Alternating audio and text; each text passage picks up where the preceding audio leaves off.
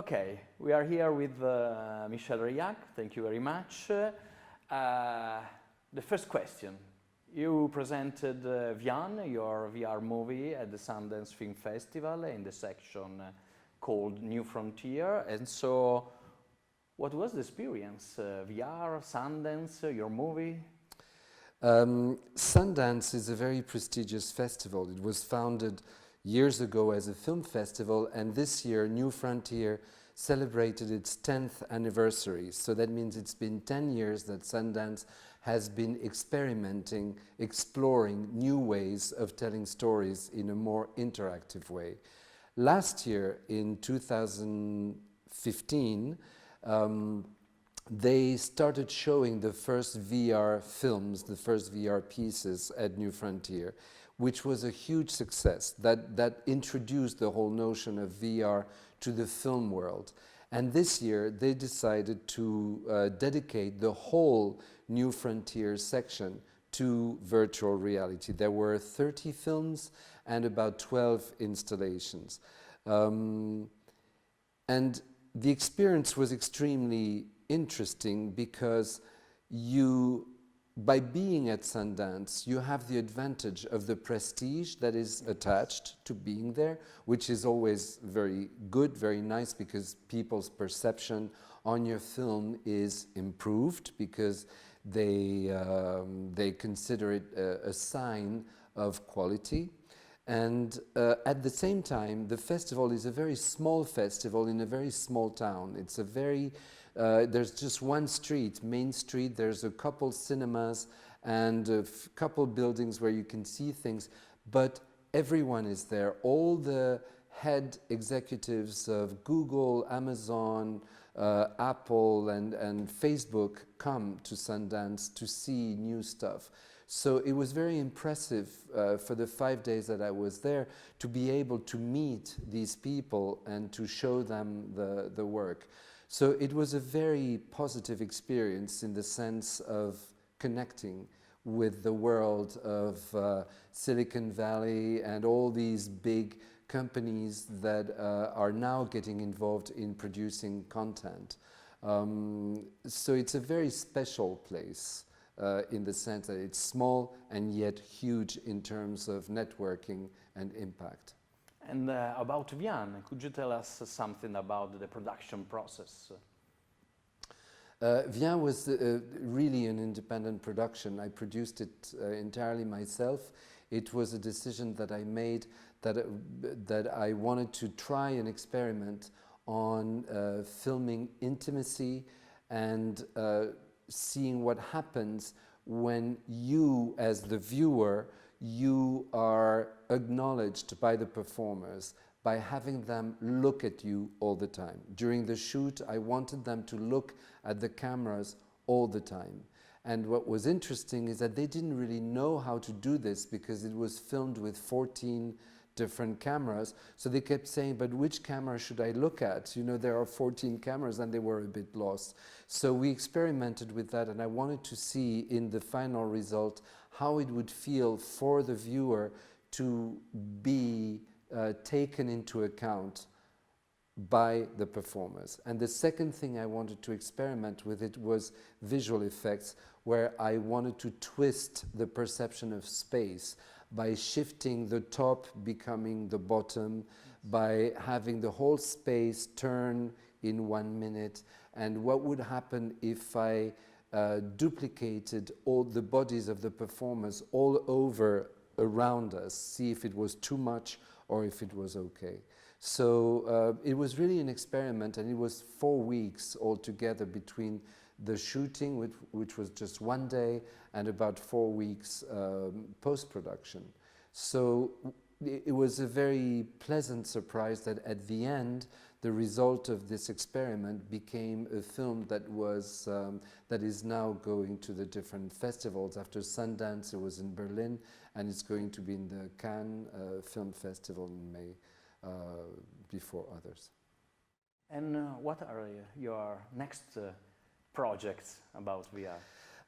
I have small projects and one big project. The small projects I'm going to be working with musicians to start doing a series of VR music videos, which I'm very excited about because I think there's an incredible creative potential with music. And another thing that I'm working right now on is for a big company that makes mainstream short programs like hidden cameras and video gags. And they've asked me to design for them concepts for 3 minutes videos of comedy for the Chinese market, which I find very strange because it's nothing that I have done. But there's a very big demand in China for VR right now. And they're the market that are ready to pay for this in a massive way. So I'm going to experiment with this. These are the small projects that I want to do for myself, and small research projects, you know, with this camera that I carry in my pocket. It has 2 cameras, one here, and we can pull it off and film very easy. This is the camera we are using to record this. The bigger one is called Wait For Me. It's an interactive series, which will be 9 episodes of 12 minutes each. A series for television? For television and the web, so a traditional series. But in order to watch it, you will have to download an app on your phone, which will transform your phone into the replica of one of the characters' phone in the series. So on your phone, you will get all the information that the character gets on his phone. And so in order to see the series, you will constantly have to go back and forth between the screen and your phone. At the end of the series, this app will unlock access to a VR film, which will be longer. It will be 40 minutes, which will provide the experience, the inner, intimate experience of the same character whose phone we have, as he goes through surrealistic experiences. Okay. And who's the producer? I am a broadcaster? So we were just turned down by ZDF in Germany, and we are now negotiating with French, Belgian and German other broadcasters, but it's too early to say. It's a bigger project this time. It needs a lot more money because there will be a lot of visual effects, and we are hoping to shoot it at the end of this year. I was hoping to shoot it now in March 2016, but I think we'll be ready at the end of the year. But the broadcasters are interested in VR now? Yes, broadcasters want to get involved in VR now. Arte, for instance, in France, has opened a 360-degree channel where you can see the VR content in 360 degrees. But I'm not so excited about it because for me, the experience of VR is with the gear, is when you watch it and you see nothing else around you and you just look with this all around. That's virtual reality. That's what is immersive. If you watch the same film you would watch on this on a 2D screen and you can swipe and you can turn 360 degrees, it remains an experience in 2D. That's not VR. That's 360-degree video, and it doesn't change anything from traditional film because the experience is still on the 2D screen. What is the revolution and the change of paradigm for VR is the immersive nature of the experience. It's when you are immersed in it and your brain does not perceive any other information than the one you have inside. So, in your opinion, is just an individual experience? Because someone tries to project a social user experience like a movie, but it is possible? Yes, not yet, but yes. Right now, a lot of people complain that VR is a solitary experience. It's something you watch alone, as opposed to a film. You go to a theater and you're it's a collective experience.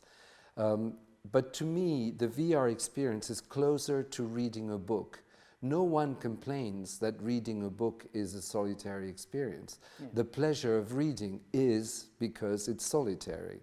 And immersive. Yeah, and immersive. It's so, to me, the VR experience is closer to a book than to a movie. After you have seen a VR film or after you have read a book, it's a great pleasure to talk about the book or to talk about the VR film with other people who have seen it. Yeah. And my experience is that the discussions about a VR film are far longer and better than about a movie, because everyone needs to know what the others have seen that they may have missed.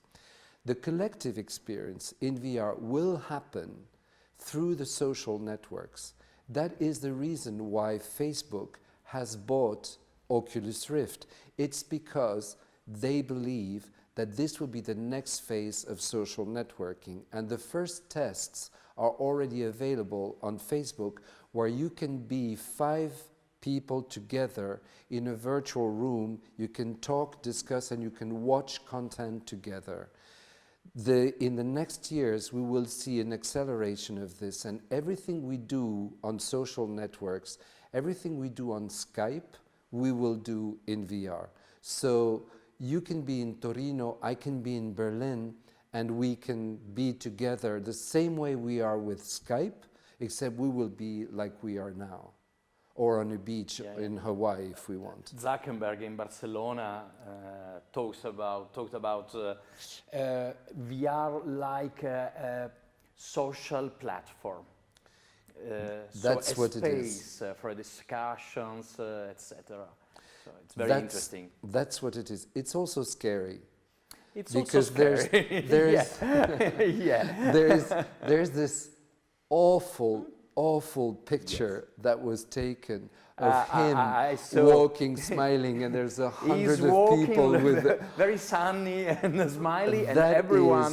That is the worst image for VR you can think of, because it's like the Matrix, you know, where he's he's like a sort of a god, and everyone else is like slaves. It's horrible. It's really horrible when you think of it, how much it can control. So VR is very exciting creatively, but we also have to be very careful of the dangers that it can have. We talked about solitary isolation. People will get lost in VR. The addiction of VR is a big risk if we're not careful. The control that people may have, like Mark Zuckerberg, over millions of people, because it will be so addictive, so involving, that people when they watch TV today, when they watch television, they believe everything that is said on television. They will say it's true because they said it in the TV. Yeah. Well, it will be multiplied by 100 in VR because it will feel so real. So there are serious dangers with this. But it's not because there are dark sides, you know, like the dark side of VR. That exists, and we need to be aware of this. But we cannot dismiss VR for this reason, because on the other hand, the creative potential of VR, the possibility to make this an amazing platform to share and be together despite distances is just unbelievable. So we just need to be very careful. Yes, but VR could be a part of a transmedia strategies, transmedia storytelling, because it's so individual. You could think about a system of strategies or storytelling, creative storytelling, with the VR in center in the. Yes, but this is what you were saying about what Mark Zuckerberg was saying. In the VR family, in the small VR world that is starting to exist, we really consider VR stories as experiences, because you are in the middle of it. So when VR will develop more and more tools to be truly interactive, with movement tracking, when I will be able to move in the physical world and I will do the same movement in the virtual world, when I will be able to see my hands in VR, and I can grab something and I will actually see everything live, this will be a big change. And when I will be able to be together with you, all of us, we could be together virtually in a room and do things together, that will create a whole new potential for experiences and stories together. At the moment, VR is at the same stage as was cinema at the end of the 19th century with the Lumière brothers. We're at the very, very beginning, so we're just starting. But the potential for storytelling with VR is huge. There is going to be, in 4 or 5 months from now, in Salt Lake City in Utah, they will open the first entertainment center called The Void, which is a place where you go physically. You can be 5 people at a time, each with gear, and you will walk through a sort of a maze of rooms, and these rooms will be matched in VR with spaces that will take you through a story, but you will do it physically.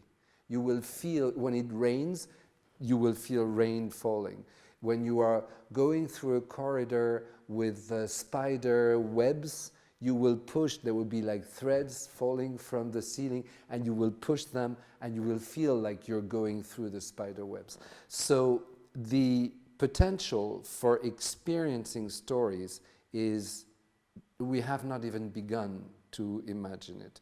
You know, I just wanted to say that about cinemas, there's a lot of people in the film industry, they don't like the idea of VR, they don't like the idea of anything connected with web. As a revenge, the VR family does not talk about movies anymore, we call them flatties. Flatties because they're just so flat, you know. So it's there's a little war going on, you know, right now between movie people and VR people. I come from the movie world and I love movies. I am now in the VR world, so I see myself as a bridge between the two. So I think it's funny, but there's a lot of resistance in seeing this happening. But at the same time, there are more and more directors and producers in the film world who are starting to be interested because they see the creative potential. Okay, I read that Steven Spielberg maybe could be the first very big director. Yeah, he has announced his next movie is going to be for VR only. You will not completely. But 1 hour, it's very difficult. 1 hour and a half. 1 hour and a half. Yes, but when it's done, this will be in about 1.5 years. We believe that the technology will have improved so much that it will be possible. The next, I'm about to buy a new gear now, which is one with no screen. It connects to your phone. You can keep your phone in your pocket. And when you put the gear in front of your eyes, there's 1 million micro mirrors that send the pixels directly on your retina. So the image is composed on your retina. You don't need a screen. So the quality will be improved through this. It's scary to say this, but it's part of our future. And if this technology really works, we will not have any screens, so the comfort of viewing will be much higher. Okay. I think we can thank you. Michel. Thank you very much. Thank you. Thank you.